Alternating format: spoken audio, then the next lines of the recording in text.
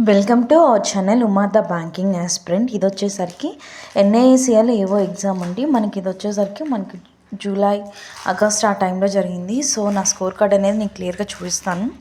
So ఇది వచ్చేసరికి నేను కోచింగ్ స్టార్ట్ చేసిన అంటే వితిన్ 1 మంత్ లోపు నేను ఈ ఎగ్జామ్ రాయటం అనేది జరిగింది.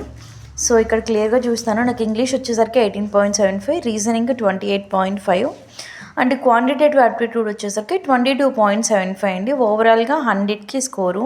నాకు టోటల్ స్కోర్ వచ్చేసరికి 70 మార్క్స్ అనేది రావడం జరిగింది.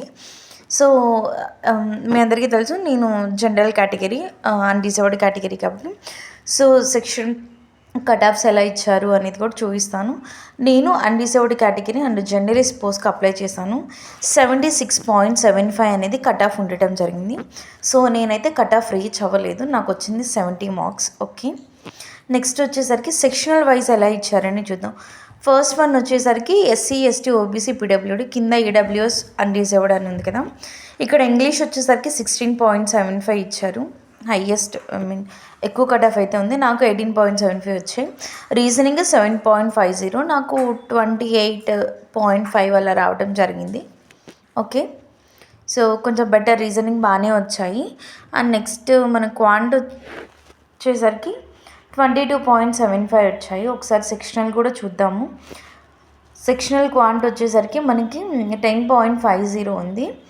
So this is the thing అండి. సెక్షనల్ అయితే క్లియర్ అయింది కానీ ఓవరాల్ అయితే అవ్వలేదు.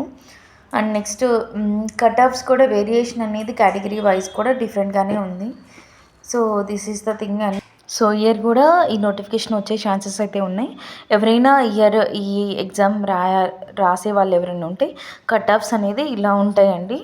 ఓకే, ఒక ఐడియా కోసం అనేది ఈ వీడియో అనేది అప్లోడ్ చేస్తున్నాను. Okay, thank you guys. And కొత్త వాళ్ళు ఎవరైనా మన ఛానల్ చూస్తుంటే లైక్ చేసి షేర్ చేసి సబ్స్క్రైబ్ చేయండి. Thank you.